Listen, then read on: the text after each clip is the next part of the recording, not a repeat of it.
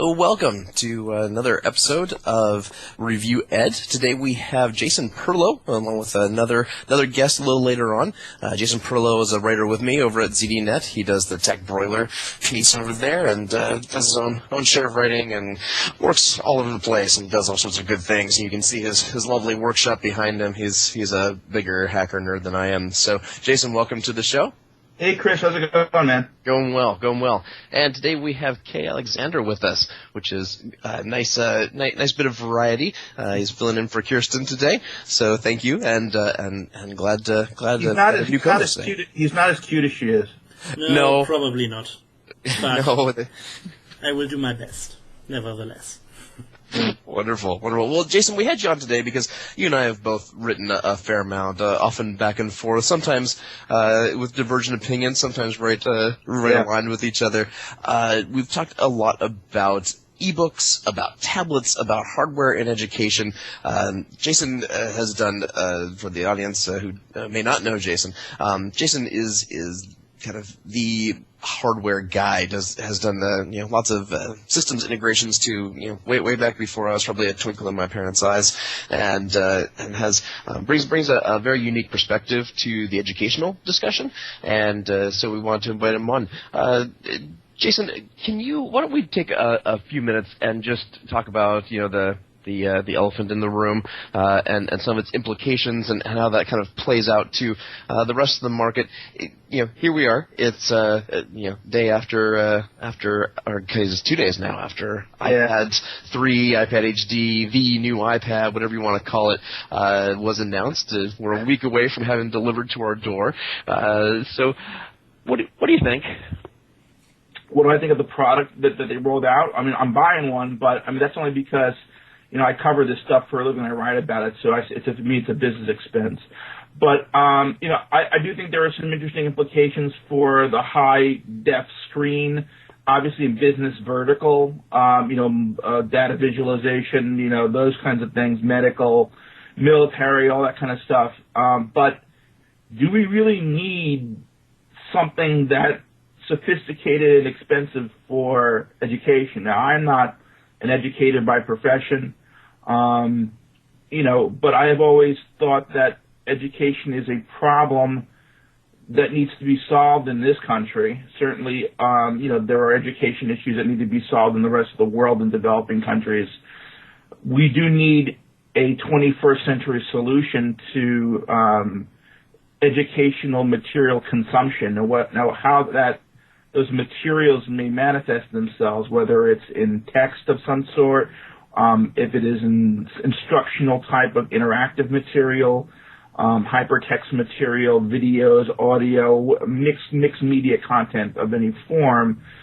We need something that can be deployed to not just, the wealthy school districts and wealthy families, but also to the most disadvantaged of the communities as well. So if you don't have something that can scale in both directions, then we don't really have a good solution, right? Right. No, and I very much agree with you on this, and we've talked about this a lot before, that there's kind of a magic price point, and $500 is not it, no matter how cool or slick it is. Not being able to provide probably a $200 device, better yet a $100 device, and have it be in students' hands, something we've talked about being differentiated by grade level, kind of a smaller, more rugged version for younger kids, something a little more sophisticated for the older kids.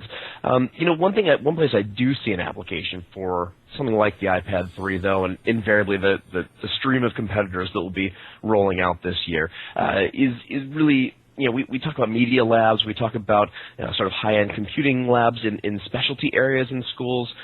We've got labs that get used for artwork, for CAD, for interesting things. Now all of a sudden we have something with a fair amount of horsepower, a pretty incredible display, the sort of thing that might work well for a rolling lab, a lab that gets checked out maybe and used for specialty applications, and obviously at a better price point than a workstation might be. Yeah, I mean, I could see higher education making a lot of use of this thing, particularly, I could see it being used for medical students understanding anatomy, astronomy, physics, all the major sciences that have to use visualization in some form, right? Where you have to look at very detailed images, or if you have to render, three-dimensional graphics or anything like that. I think that this platform will be extremely valuable.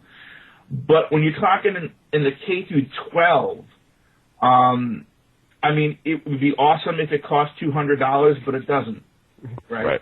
Right. And there's also not just the overall technology cost is an issue, but the lifespan of such a device.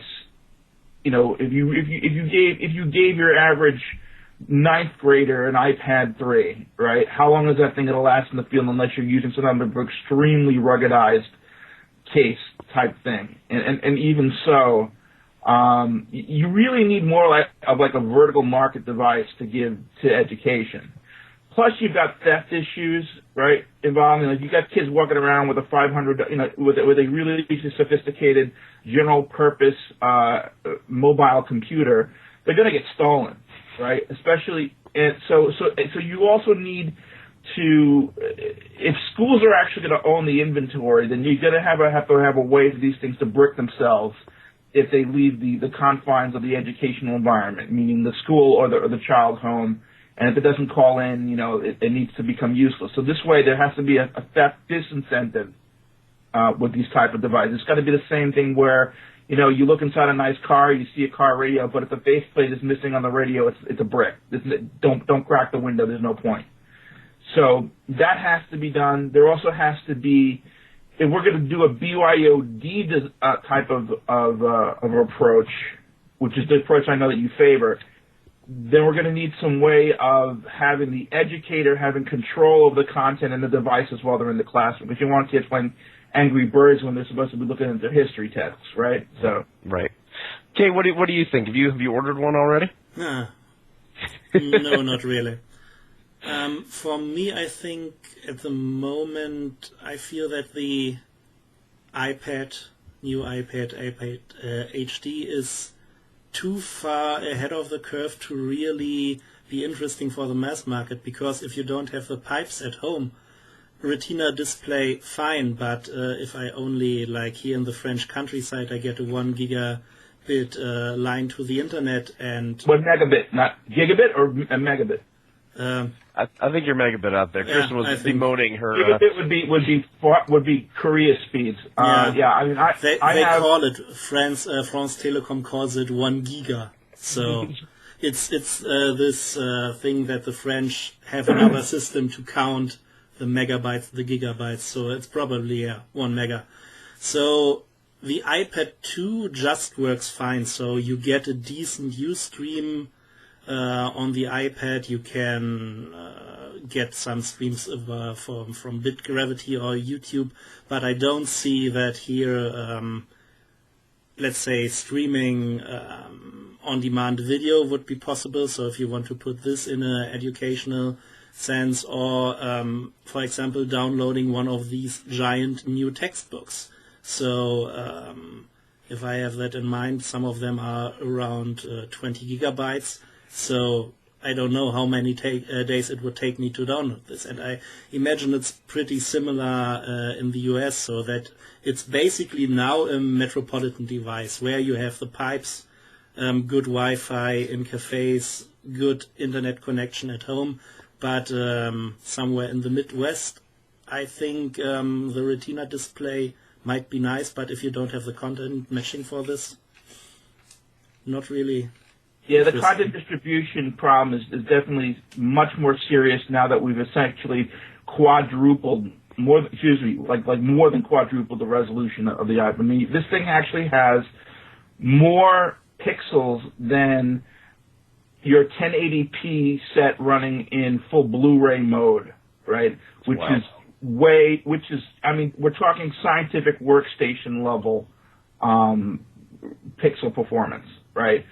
So while it's awesome that we can now get this ton of technology in the hands of people for $500, there's definitely a huge bottleneck on the bandwidth side. I mean, if you were to stream even I can tell you a 720p stream from Netflix, you're still talking 4 megabits a second in order to sustain a high-def 720p.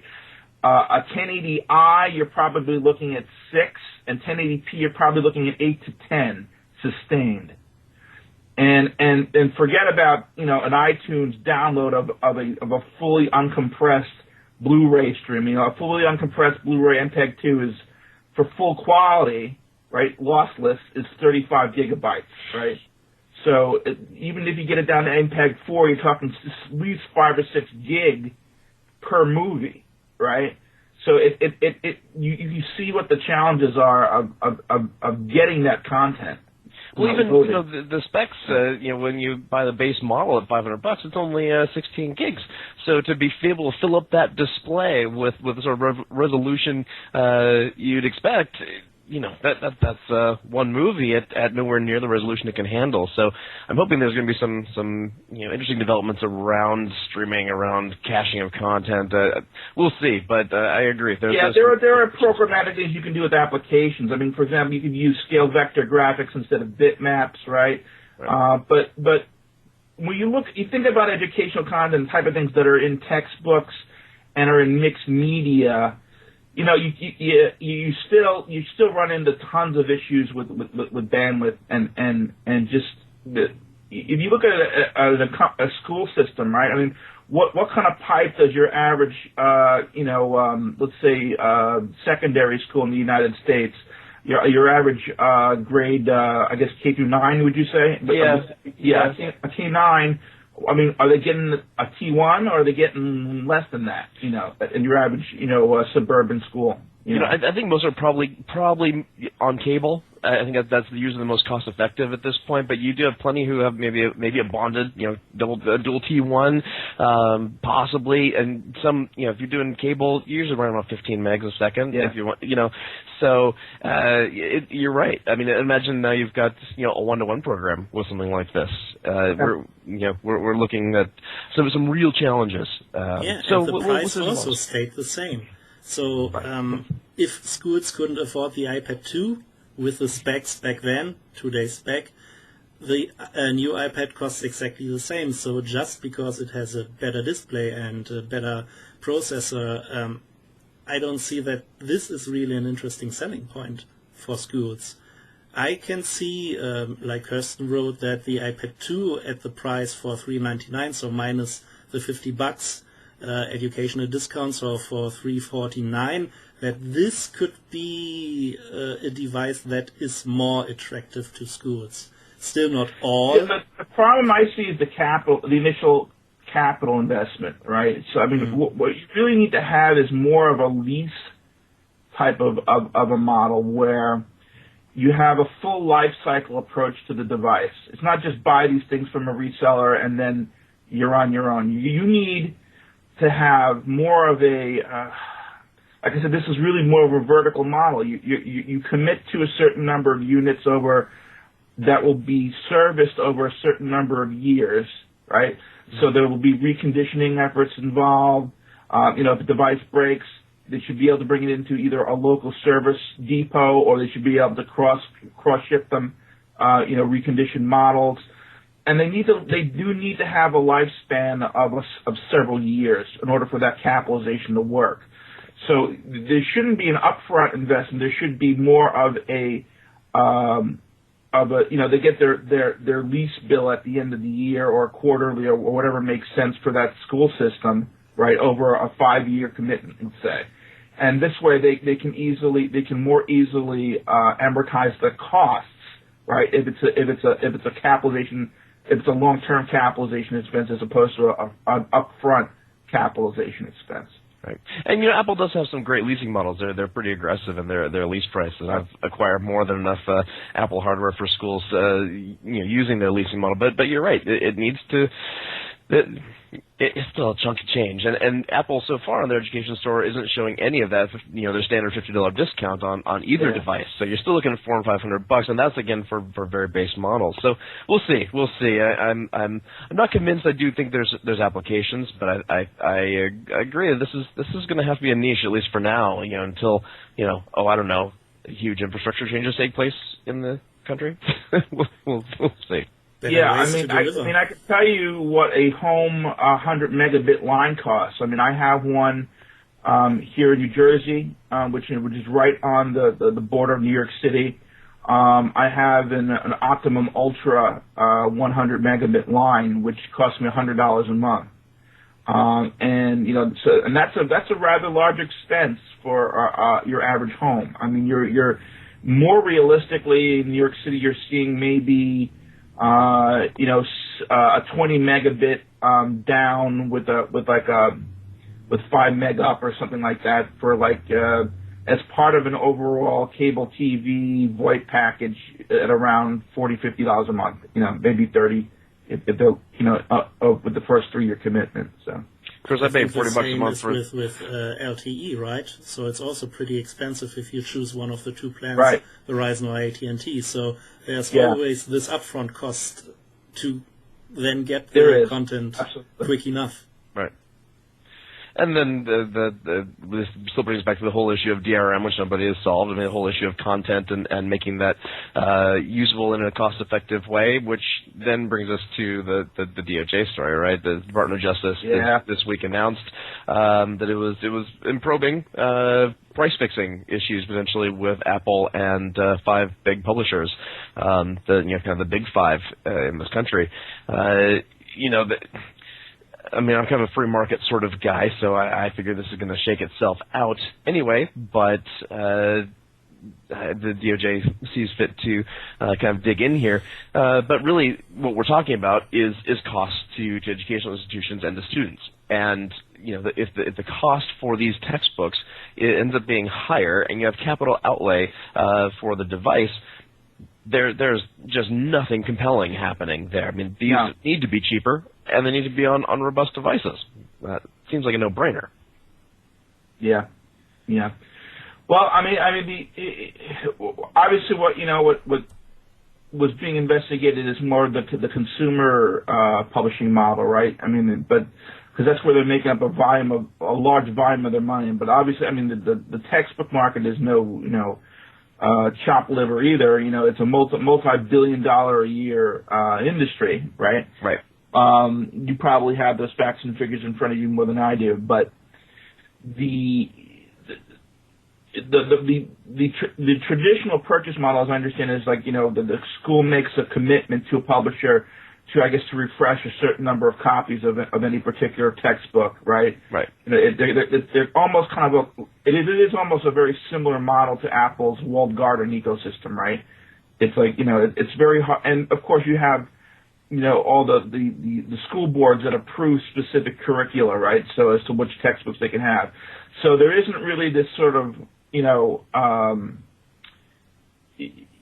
ubiquitous sort of system that can that everybody can sort of participate in, right? It's kind of like you've got political levels of control at the school system level, and you've also got sort of this mafioso sort of business model that the textbook publishers have been working on for 30, 40 years at least, right? So, but you also have the question is, do we really want to perpetuate that ecosystem into the digital age? And I think there are certainly plenty of very, very talented educators that we probably could move the open source model to content. The problem is, of course, in the United States, again, is the political issues of, can Texas live with Massachusetts's, history textbooks? Right. And I don't want to bring up religious issues and those types of things, but they do occur, right? They're the forefront of our news. When we look at Arizona, we look at other places that just don't want to teach certain things.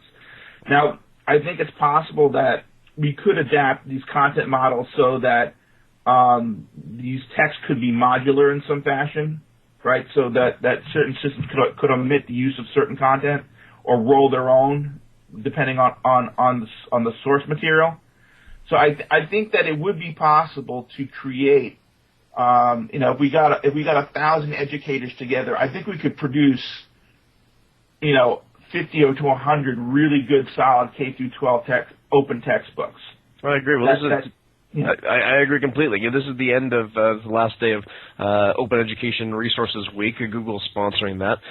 They obviously have an interest in making sure there's lots of great open educational resources floating around the internet that people can Google. There's plenty of rumblings about their own low-cost entry into this market, making use of some of their technologies and their books infrastructure and Google Docs potentially. So, I think that you're right. It would take a concerted effort by some concerned folks to come up with a pretty good set of resources that conform to Common Core standards, room for individualization at the local level. This doesn't seem like it should be rocket science, and there's great tools out there for kind of packaging together this content. I mean, Adobe's digital publishing suite is incredible, and it's not cheap, but if you've got a few people using it and generating content that's available on any tablet and optimized for any tablet, you can have some great stuff that's put together by subject matter experts and localized, not put together by Pearson, for example, and spread around because California and Texas and Florida like it that way. So you even have some startups now in this sector getting traction, like Flatword Knowledge. I think it's even founded by someone who was a high executive of Pearson.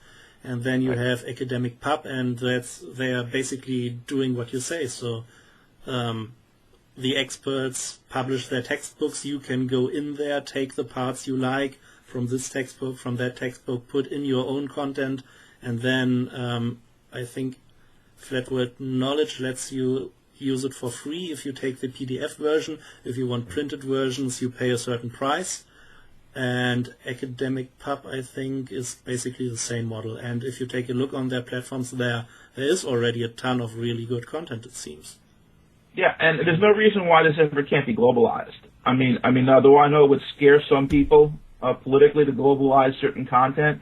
I mean, I think mathematics is a universal subject, whether you're Japanese, you're French, or American, right? Yeah. I think a European history textbook that came from Europe probably wouldn't be bad for Americans to read, but so I think there's a lot of crossover that could be done on a global scale, not just in the United States. And there are countries that have better core competencies in certain subjects than we do, and vice versa. We see lots of adoption of Singapore math here in the United States, and it's a curriculum built around their national curriculum because they do it really well. Why not take the best practices from around the world? I mean, it is a flat world, and no reason not to make use of that. So, Jason, we talked the other night with a pretty big consumer electronics company that's looking to make some inroads here and maybe disrupt the market a little bit. I think that people are looking at this. There has to be a business model around it, though. And obviously, open educational resources are wonderful, but we got to make money too to drive this forward in a meaningful and scalable way. So, what's it going to take for a big company to come on in here and shake things up? What all do they need to have to make it, Apple-esque, only better? They need an end-to-end solution, right? So they need the hardware, they need the service being the hardware and servicing infrastructure, the financial infrastructure for creating lease sales programs that are attractive to customers, and they also need the content management and content creation ecosystem as well. That's a big task. I don't know if that's going to end up coming from an OEM or if it's going to come from a services integrator. It seems like it needs to come. I agree. There needs to be an end-to-end solution. You need to be able to go to Acme Education and purchase a turnkey solution that does it all and gives your teachers flexibility and customizability and individualization for students and assessments. You need to be able to do that. It will be hugely powerful and useful and most likely cost saving for schools, but that's not a small task to undertake. I mean, it sounds like this company we spoke with is certainly eyeing it up a little bit. This company is I mean, we don't want to name names, but if anybody other than Apple can do it, these people definitely can. Right. Yeah, there's no doubt about it. They definitely can solve the hardware problem. They definitely can solve the service and sales problem. The content problem is something that maybe has to be done with a consortium, I would guess, of educators and systems integrators in order to pull it off. Yeah, no, I agree. I mean, it's taken Dell a long time to pull together their next-gen learning platform, and even it's very much in its infancy. It looks outstanding. We talked about it some last week, and I've written a bit about it. But really, it's and they're getting close to that solution, but they still don't have all the pieces in place, and a big Intel has been looking for a long time, being able to aggregate all the open resources out there. And again, they're making progress. They're a partner with Dell, but I think that we've got a long ways to go. There's money to be made, though, here, and if anything gives me faith that this is going to happen, there's a lot of money to be made for the company that kind of hits that holy grail. These people, yes, no question, no question at all. Right. I think also the operating system needs to be part of this, because I think for me, as I'm pretty much a Windows fanboy, I'm pretty bullish about Windows 8. And if you think about it, how many people are still using the one or other from XP to Windows 7 version on this globe? What people possibly are holding back now to not buy another tablet device than an Apple iPad is that they're not really understanding the whole Android ecosystem. Do I have ice cream sandwich? Will I get jelly bean or key lemon pie, or is it honeycomb, or I don't know what? And I think if Windows can really pull this off to bring a unified experience over several devices, from the desktop over the laptop to the tablet and the mobile phone, I think there are even rumors that they want to compete with Moodle with their new version of SharePoint, that they build in new options for schools and training. So I think if you add really a strong hardware manufacturer plus Windows 8 in a good way, it could be quite a bit of competition for Apple. Yeah, I mean, I think Microsoft has a very strong platform. I have my issues with Windows 8 at this time, just because it's a beta, and I'm more looking at it right now on the enterprise side than on the desktop side. So I happen to like their enterprise platform a lot. But from the client device perspective, I don't think the OS is as important as the fact that the content standards themselves has to be as open and as flexible as possible. I mean, you could do it with Windows 8, you could do it with Android, you could do it with something like an HP WebOS, you could do it with something like whatever Intel's working with right now. What's it called? Not Migo. Migo, yeah. It's Migo, isn't it? Yeah. Yeah. Migo, or do they call it something else now? But whatever platform it is, it's going to be a very vertical, tailored platform for whoever's consuming it, right? So even if it ends up being Windows 8, it'll be some tailored image or system specifically for education. So whether it ends up being Windows or it ends up being some forked Android specifically for education, that ends up being maintained on a separate development cycle from Google, just like the same way that Amazon does Kindle Fire separately from Google. I mean, that's certainly possible. I think, but whatever platform gets chosen, it has to be easy for educators to work with, and an easy platform for modification if necessary. So. Yeah, and development of the ecosystem, most definitely. No, that's a great insight, Jason. I really appreciate you taking some time with us today, and I'm sure we'll have you back on. We got to talk deep tech, but really thank you very much for your time today. Thanks, guys. Appreciate your time.